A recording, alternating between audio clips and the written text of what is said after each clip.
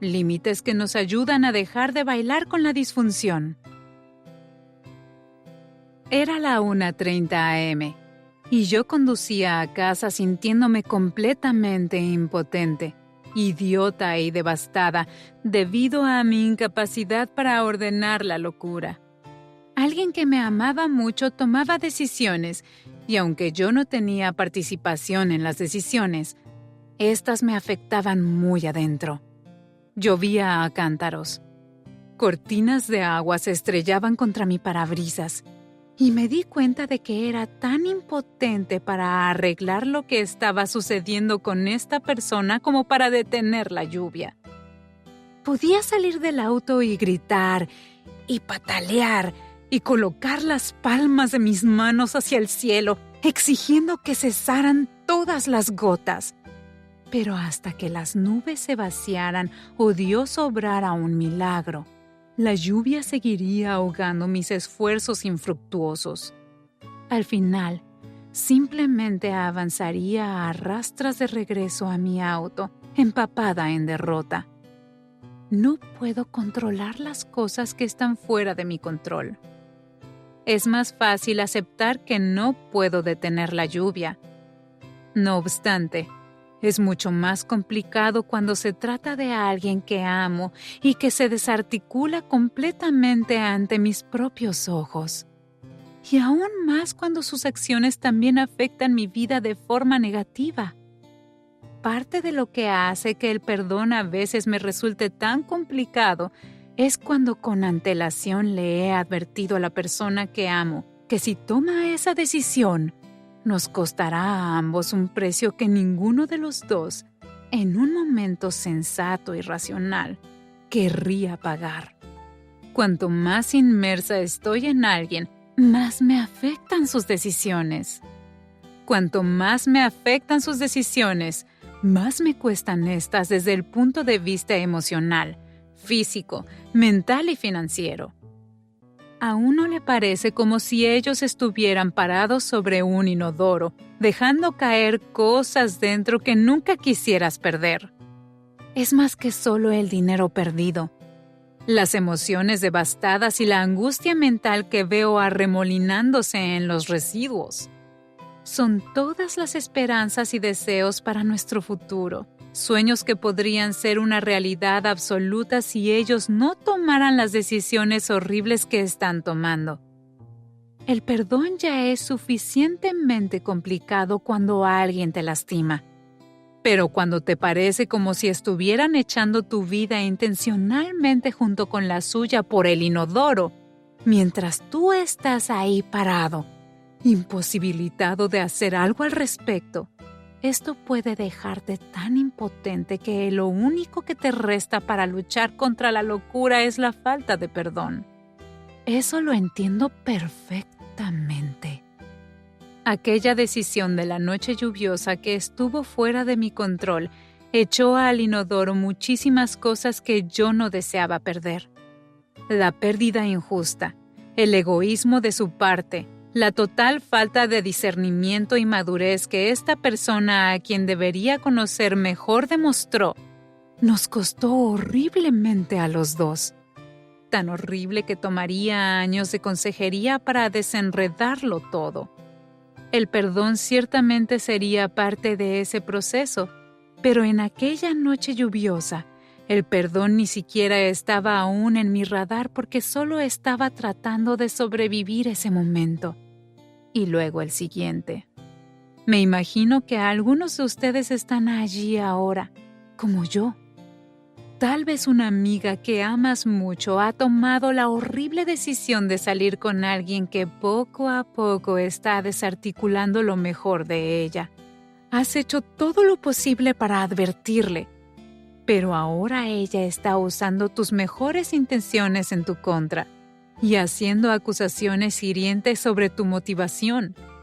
Siempre han soñado con una vida hermosa juntas. Estar en sus respectivas bodas, criar bebés e irse de vacaciones con sus familias.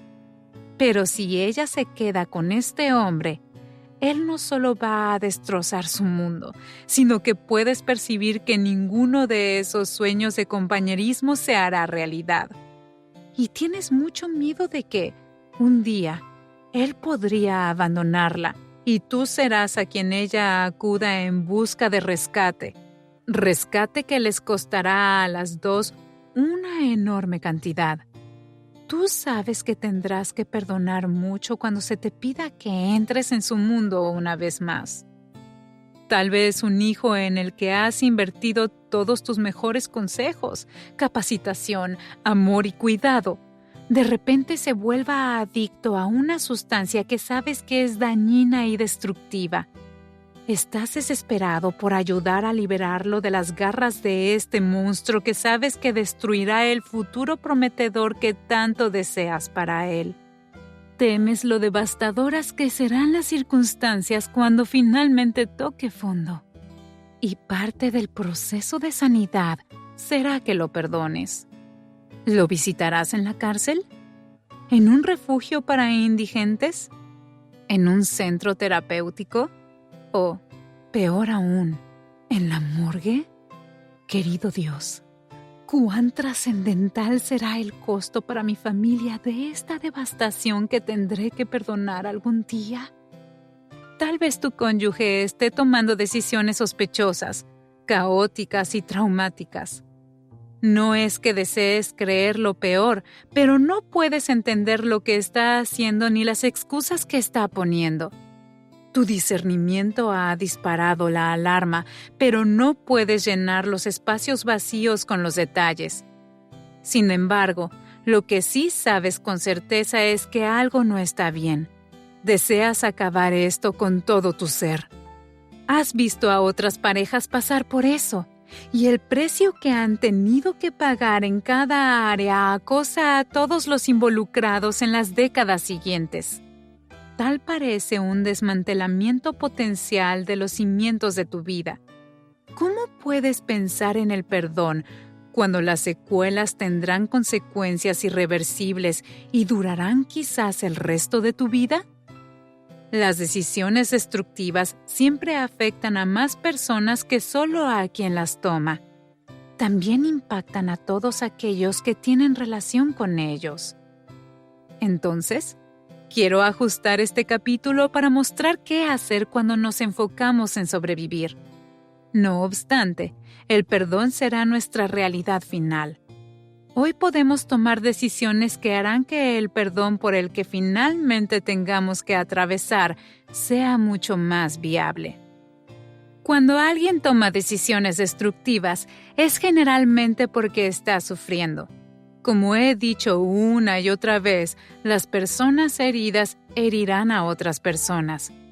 Cuando reconocemos esto, podemos invertir nuestra energía en una de dos direcciones.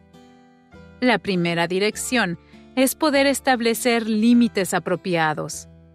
Esto no es para bloquear a las personas, sino para protegernos de las consecuencias de sus conductas hirientes que nos afectan a nosotros más que a ellos. La otra dirección es intentar cambiar a esa persona, quien, por cierto, solo se tornará más y más difícil con cada intento de apretar la soga para controlarla. E incluso si tuvieras éxito, lo máximo que podrías lograr es controlar el comportamiento. La mayoría de nosotros estaría de acuerdo en que es imposible cambiar a otra persona, pero luego nos vemos en una situación en la que no hacerlo, al parecer, nos depara realidades demasiado duras de soportar. Así que nos agotamos tratando de hacer lo imposible. ¿Qué podemos hacer? Aplicar límites. Sé que sobre los límites se ha dicho mucho en otros audiolibros y recursos. Pero incluso si somos estelares en aplicar ese consejo en algunos contextos, siempre parece haber una excepción en la que establecer límites parece imposible y no ayudar a alguien que amamos parece cruel. Lo sé porque lo he vivido. Sin embargo, cuando no tracé los límites apropiados, Con el tiempo, esas relaciones terminaron sufriendo separaciones mucho mayores. Las relaciones que necesitan límites no mejorarán por sí solas. Intentar cambiar a otra persona llevará a una frustración exasperante, tanto para ti como para la otra persona.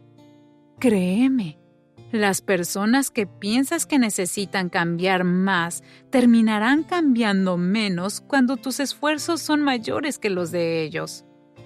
Creo que uno de los días más dolorosos de toda mi travesía con Art fue cuando tuve que dejar de trabajar en él. Yo estaba trabajando más fuerte en Art que lo que él trabajaba en sí mismo, y eso se convirtió en parte del problema. ¿Por qué? ¿Debido al verdadero cambio de corazón? ¿Una transformación duradera? Si el otro individuo no lo procura de manera personal, nunca podrá continuar eligiendo mejores comportamientos por sí mismo. Y en el momento en que lo dejes salir de tu jaula de control, lejos de mejorar, empeorará. Y no solo empeorará a él, sino también la situación y, lo que es aún más trágico, tú también. Por favor, presta mucha atención a esa última declaración. Cuando vacías todos tus recursos emocionales, físicos, financieros o relacionales para ayudar a otra persona que no quiere que la ayuden, ese proceso te dejará cada vez menos saludable. Cuanto más permitas que sus acciones te cuesten, mayor será la deuda que con el tiempo tendrás que perdonar. Esta situación ya te ha costado bastante. Si sigues cediendo más y más, esta será la experiencia más fatigosa de tu vida. Al final, habrás agotado todo lo que tienes y te encontrarás llorando sobre una montaña de frustración, en el mejor de los casos, o en el peor terminarás devastado. Realmente uno de los momentos más desgarradores de la vida de cualquier persona es cuando tienes que entregar a un ser querido a las consecuencias de sus propias decisiones. Pero también es la única posibilidad de que alguno de los dos pueda mejorar. Y es la única oportunidad que tienes para mantenerte lo suficientemente saludable como para caminar por el sendero del perdón. Aunque por lo general no soy una persona controladora, puedo ponerme en modo de rescate muy rápidamente.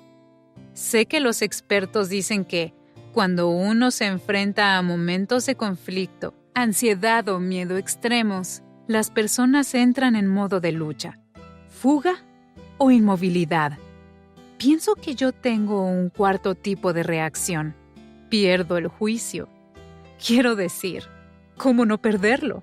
Cuando percibo que un choque emocional de trenes está llegando a esta persona que quiero y ella simplemente está acostada en los rieles, ya sea perdida en un ensueño o viviendo en negación, no importa cuán fuerte se escuche el estruendo, no importa cuán rápido se apresure el desastre hacia ellos, no importa cuán absurdamente obvio sea que las consecuencias serán más que horrorosamente trágicas. Ellos están sentados en los rieles de Ciudad Fantasía. Yo soy la que está perdiendo la cabeza. Yo soy la que pierde el sueño. Yo soy quien salta desesperadamente, agita los brazos y banderas rojas y hace todo lo posible para salvarla mientras esa persona está en una especie de estupor inconsciente donde no puede escucharme, o en un torbellino de orgullo donde se niega a escucharme. ¿Cómo es posible que yo no intente tomar el control de la situación? Hace poco escribí esto en mi diario. Cuando comparto el discernimiento bíblico con alguien que amo mucho, pero luego éste se va y hace lo contrario, es exasperante. Mi sabiduría restringida en medio de tu caos produce una ansiedad extrema. Mi reacción final no es que yo sea dramática o demasiado emocional. Simplemente estoy tratando de salvarte la vida. No obstante, es imposible salvar a alguien que no está de acuerdo en que necesita ser salvado. Incluso si lo saco de los rieles en este momento, mañana volverá a acostarse en ellos. Si tu corazón está más comprometido con el cambio que el de ellos, puedes retrasar el choque del tren, pero no podrás librarlo de este. Y por lo que he experimentado, por mucho que saltes a los rieles para tratar de rescatarlo, es solo cuestión de tiempo antes de que el tren les pase por encima a ambos. No digo eso a la ligera. Lo digo con amor porque es verdad. Desearía con todo el corazón poder asegurarte de que puedes hacer lo suficiente para que un día esa persona cambie, para que dé lo suficiente. Ame lo suficiente, perdone lo suficiente, suplique lo suficiente, hable lo suficiente o controle lo suficiente. Pero no es cierto. El cambio solo puede suceder de adentro hacia afuera. El cambio verdaderamente sostenible y duradero tiene que provenir desde adentro de su propio corazón, no de la presión ejercida desde afuera hacia adentro. Piensa en la reanimación cardiopulmonar, RCP. Ejercer presión desde afuera hacia adentro puede bombear sangre temporalmente a través de las venas de una persona, pero ésta no puede vivir en ese estado. Y tú tampoco puedes. Si su corazón no comienza a latir por sí solo, a la larga tienes que detener las compresiones. En ese momento, puedes ponerlo en manos de los profesionales, quienes pueden aplicar una descarga eléctrica a su corazón y continuar intentando también con las compresiones torácicas. Pero en algún momento, incluso los mejores médicos y enfermeras lo saben. Para que la persona se mantenga con vida, el corazón tiene que latir solo. Esto se cumple en un sentido físico, pero igual en un sentido relacional. Ahora, esto no significa que no me siga ocupando de esa persona.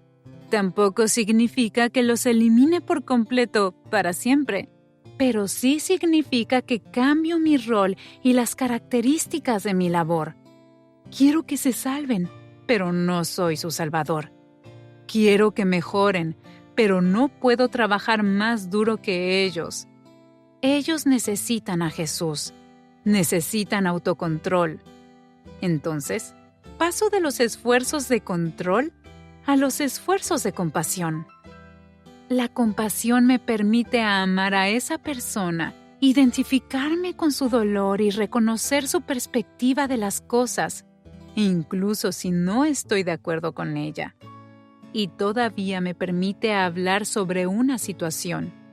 Sin embargo, después de compartir mi sabiduría, mi consejo, mi discernimiento, tomo la decisión consciente de que, si se va y hace lo contrario, no intentar rescatarla de ninguna manera.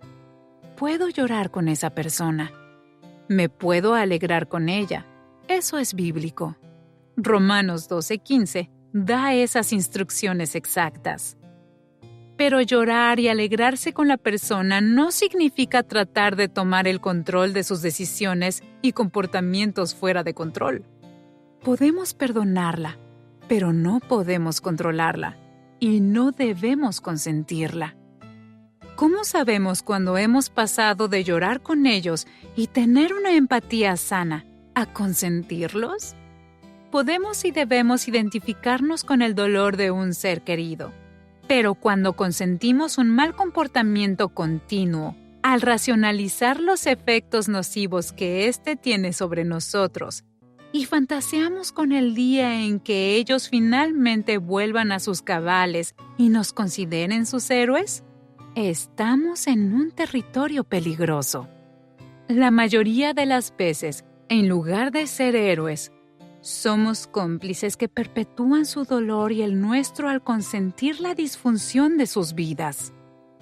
El término consentir A menudo se usa respecto a amigos y familiares que parecen perpetuar comportamientos adictivos en un ser querido, al encubrir sus decisiones, rescatarlos de las consecuencias y atenuar los problemas que causan. Pero el término también se puede usar para la forma en que tratamos a miembros de la familia cuyos comportamientos no son causados solo por una adicción, sino también por otros problemas que ellos se niegan a reconocer y esperan que otros los acepten y los asuman como algo normal. Mi consejero, Jim Kress, plantea: estoy consintiendo a alguien cuando trabajo más arduamente en sus problemas que ellos mismos. Estoy consintiendo a alguien cuando le permito traspasar mis límites sin ninguna consecuencia. Consiento a una persona cuando salgo como fiador de su comportamiento poco saludable al defenderla, dar explicaciones por ella, mirar hacia el otro lado, ocultar, mentir por ella o guardar sus secretos. Consiento a alguien al culpar a otras personas o situaciones por su comportamiento poco saludable o irresponsable. Recuerda, el perdón no debe ser una puerta abierta para que las personas se aprovechen de nosotros. El perdón libera nuestra necesidad de tomar represalias, no nuestra necesidad de mantener límites. Si es cierto que las acciones de otras personas nos afectan, nosotros no somos responsables de sus acciones. Sin embargo, somos responsables tanto de nuestras acciones como de nuestras reacciones. Por lo tanto, debemos asegurarnos de ser sinceros sobre el efecto que otra persona está produciendo en nosotros y estar cerca de ellos según nuestras reacciones y acciones estén preparadas para lidiar con la situación. Aunque pueda parecer contradictorio, este es el amor bíblico, y cuando miramos el contexto de los versículos de Romanos 12:15, encontramos ese hermoso equilibrio. Escucha Romanos 12, del 9 al 21 a continuación, y piensa en lo que te mantiene en tu lugar para vivir de esta manera, así como lo que te lleva más allá de tu capacidad espiritual para hacer lo que estos versículos nos indican que hagamos. Consigue un papel o tu diario y escribe las frases que crees que apoyen la idea de que trazar los límites podría ayudarte a vivir de manera más consistente. El amor debe ser sincero. Aborrezcan el mal, aférrense al bien, ámense los unos a los otros con amor fraternal, respetándose y honrándose mutuamente. Nunca dejen de ser diligentes. Antes bien, sirvan al Señor con el fervor que da el Espíritu. Alégrense en la esperanza, muestren paciencia en el sufrimiento, perseveren en la oración. Ayuden a los hermanos necesitados, practiquen la hospitalidad. Bendigan a quienes los persigan, bendigan y no maldigan. Alégrense con los que están alegres, lloren con los que lloran, vivan en armonía los unos con los otros. No sean arrogantes, sino háganse solidarios con los humildes. No se crean los únicos que saben. No paguen a nadie mal por mal. Procuren hacer lo bueno delante de todos. Si es posible, y en cuanto dependa de ustedes, vivan en paz con todos. No tomen venganza, hermanos míos, sino dejen el castigo en las manos de Dios, porque está escrito: Mía es la venganza, yo pagaré, dice el Señor. Antes bien, si tu enemigo tiene hambre, dale de comer. Si tiene sed, dale de beber. Actuando así, harás que se avergüence de su conducta. No te dejes vencer por el mal. Al contrario, vence el mal con el bien. Recuerda, estamos trabajando por mantener nuestra compasión por los demás sin caer en reacciones descontroladas a las acciones descontroladas de ellos. Sé que esto es difícil. Esto es algo que estoy aprendiendo a hacer junto a ti. Y parece que cuando creo que estoy progresando, tendré una recaída. En este momento tengo sobre mi tocador 2 bolsitas del tamaño de un galón repletas de papeles hechos pedazos. ¿Por qué? Me alegra que hayas preguntado. Aquí puedes insertar todas las maneras de sonrojarse y encogerse de mi parte. En lugar de hacer todo lo que estoy enseñando en este capítulo, recientemente ocurrió una situación en la que perdí los estribos. Un día a mi correo llegaron algunos documentos importantes. En defensa propia, mi nombre estaba incluido en el sobre, pero cuando abrí el sobre y comencé a leer el contenido, mi presión arterial se disparó. Alguien de los míos estaba dando pasos respecto a algo con lo que yo no estaba de acuerdo. Ya le había expresado rotundamente mis muchas razones para rechazar esta idea.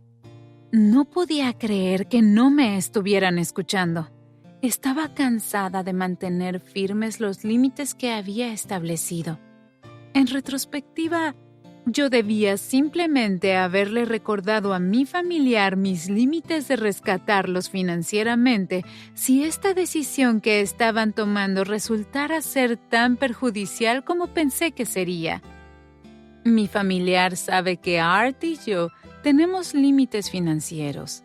Seremos generosos con las vacaciones y los regalos, pero no daremos dinero para aliviar la carga de una compra o decisión irresponsable que ellos hayan tomado. Estaba tan fuera de quicio y desconcertada que lo único que deseaba hacer era romper los papeles en tantos pedazos como pudiera. Y así lo hice.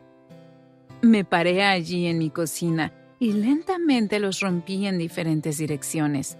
Y cuando no me quedó ningún papel por romper, pensé que no era suficiente. También rompí las carpetas que los contenían, así como los sobres de correo. En silencio metí todo lo que rompí en bolsitas y las coloqué en el tocador con una nota que decía: «Esta es mi respuesta en cuanto a esta situación». En ese momento me sentí estupenda, pero a la mañana siguiente me desperté y pensé: ¿en serio, Lisa? ¿En serio? Todo lo que mi familiar respondió fue: «Vaya, tremenda declaración».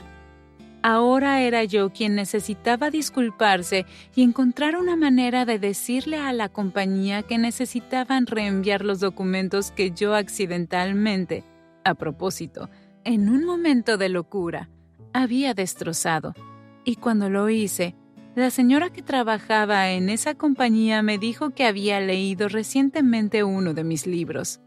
Perfecto. Maravilloso. Uf.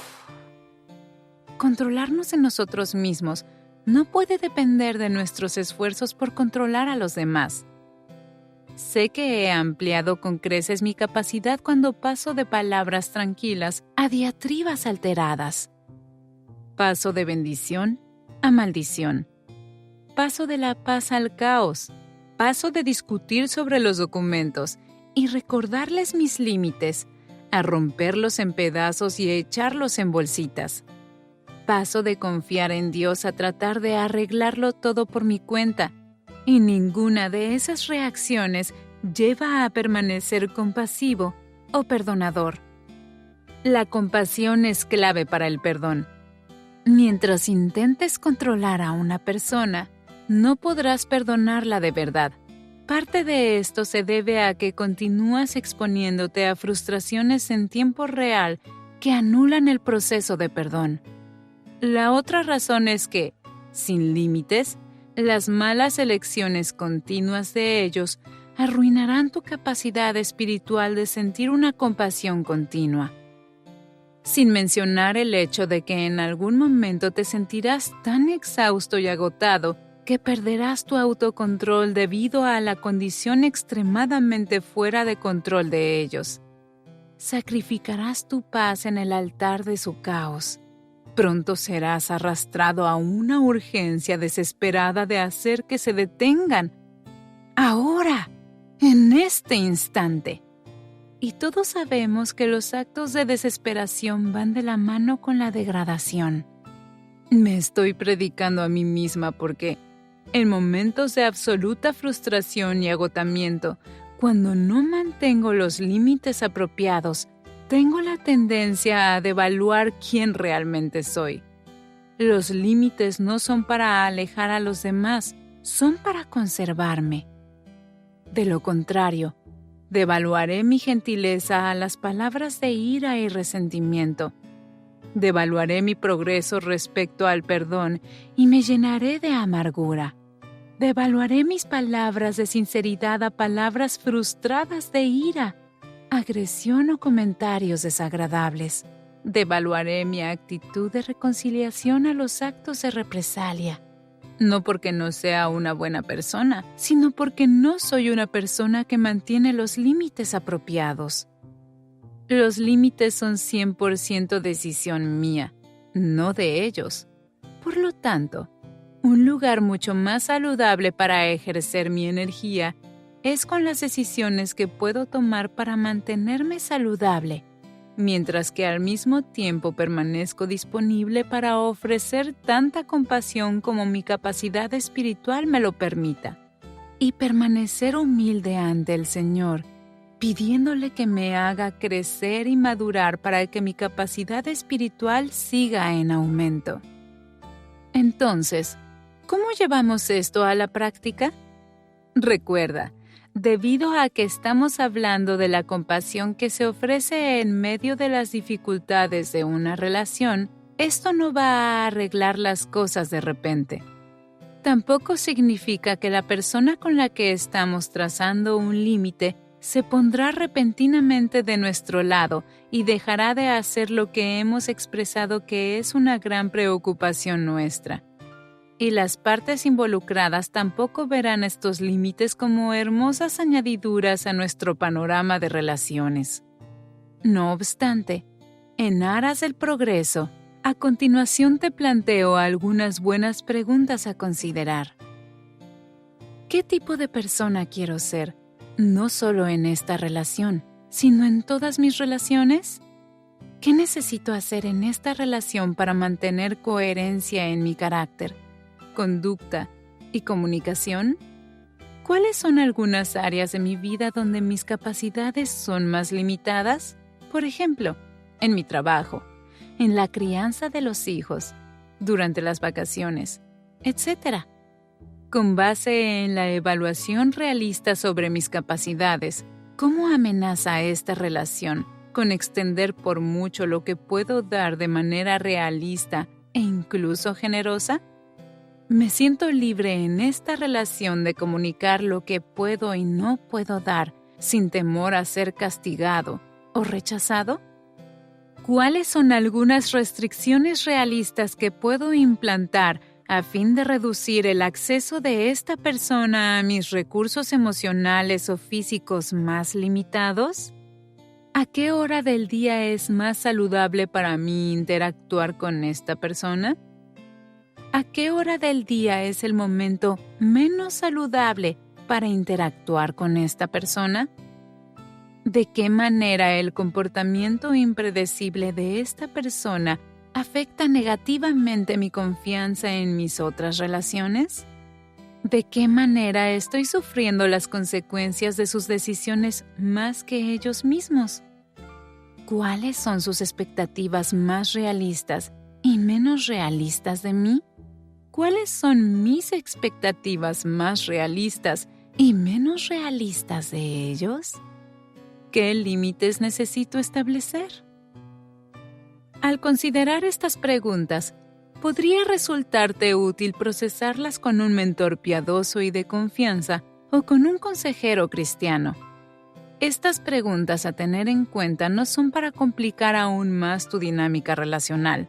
Por el contrario, su propósito es ayudar a identificar dónde estamos bailando con la disfunción. Las realidades tóxicas en las relaciones no se someterán por sí solas. No podemos ignorarlas por el bien de nuestra salud. Tampoco podemos acosarlas para que lleguen a una mejor posición.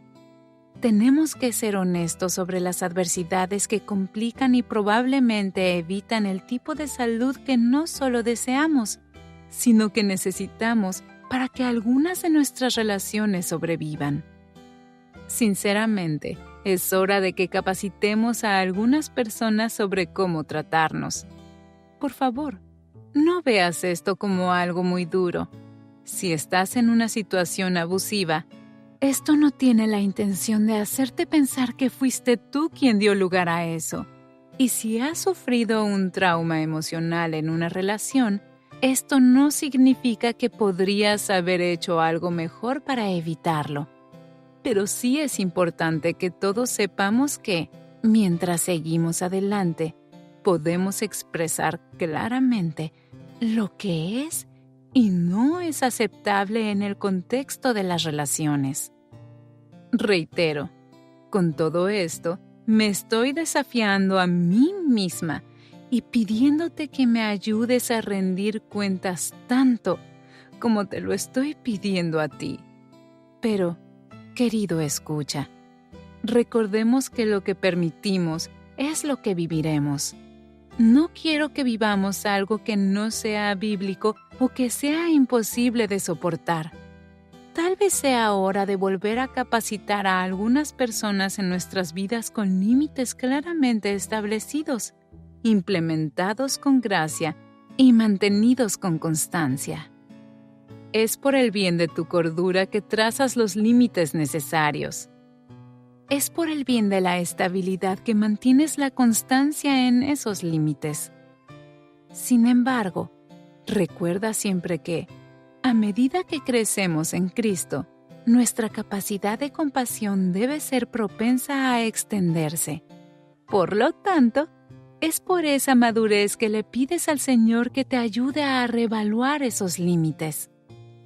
Recuerda, a medida que crecemos y maduramos, nuestros límites a veces pueden variar. Tal vez la relación se torna más saludable, o tal vez tu capacidad espiritual hace posible que esta persona tenga más acceso a tu compasión. O tal vez el perdón ha hecho una obra tan hermosa que cada vez se necesitan menos restricciones para lograr una mayor reconciliación. Reitero, evaluar esto con un consejero de confianza ayudará a que esta sea una decisión práctica basada en la salud y bañada en oración, no una respuesta emocional que se tome a la ligera. Establecer límites saludables es por el bien de la libertad y el crecimiento, y por el restablecimiento de hábitos relacionales saludables para todas las partes involucradas. Repito, no es para mantener a la otra persona alejada, es para ayudar a mantener tu bienestar, y es lo que te permite seguir amando a esa persona y tratarla con respeto. Esta es la atmósfera que necesitas para salvar una relación que requiere perdonar 70 veces 7, sin que abusen de tu gracia ni te rompan el corazón. Al establecer límites, ten en cuenta lo siguiente. Mi consejero plantea: los adultos informan, los niños explican. Expondré mis límites con compasión y claridad, pero no negociaré excusas ni abordaré las excepciones con largas explicaciones que me desgastan emocionalmente. Puedo silenciar la cuenta de redes sociales de alguien que desencadena reacciones poco saludables en mí cuando las veo. Este puede ser un mejor primer paso que no darle seguimiento, pero si dejar de seguirlos es más apropiado, entonces puedo tomar esa decisión. No ocultaré mentiras ni ayudaré a otra persona a encubrir sus malos comportamientos. Informaré con claridad cuáles son mis parámetros en torno a este tipo de comportamiento que reduce mi capacidad de confiar. Puedo decir que no. No debo confundir el mandamiento de amar con la enfermedad de complacer. Puedo ser honesto sobre lo que puedo y no puedo dar. Expresar la realidad de mis capacidades no me hace una mala persona. La disfunción reduce mi capacidad en todas las áreas. Los límites aumentan mi capacidad de funcionar con más regularidad dentro de las capacidades que poseo. Cuando percibo que sus acciones tienen un impacto negativo constante en mi estado de ánimo y reacciones, puedo reducir el acceso de esas personas a mis emociones más vulnerables y recursos limitados. Esto no lo hago solo por mí, lo hago también por las otras personas que tienen un lugar en mi vida. Es injusto que a alguien que no respete mis límites me haga caer constantemente en un caos y me ponga en riesgo de desquitarme con otros. Puedo decidir no establecer conversaciones que fomenten la espiral emocional. Procesar la situación con un grupo pequeño de consejeros de confianza puede ser saludable. Procesarlos con cualquiera que solo quiera los detalles sensacionalistas es calumnia y me llevará al foso de los chismes. No voy a desmoronarme si, al establecer los límites, la otra persona me acusa de malas intenciones. En cambio, puedo decir con firmeza: por favor, escúchame decirlo con amor. Yo respetaré tus decisiones, pero necesito que respetes las mías. Expresar mis límites no me hace controlador ni manipulador. Solo estoy aportando sabiduría a una situación complicada. Al culminar este capítulo, deseo reiterar que esto no es fácil, pero es posible. Ora por la porción de este capítulo que piensas que es para ti hoy. Asegúrate de no sentirte abrumado, sino más bien empoderado mientras procuras una forma más saludable de vivir y amar. Y yo también. Podemos hacerlo. Señala este capítulo para regresar a él cada vez que comiences a sentir que estás recayendo en el caos relacional.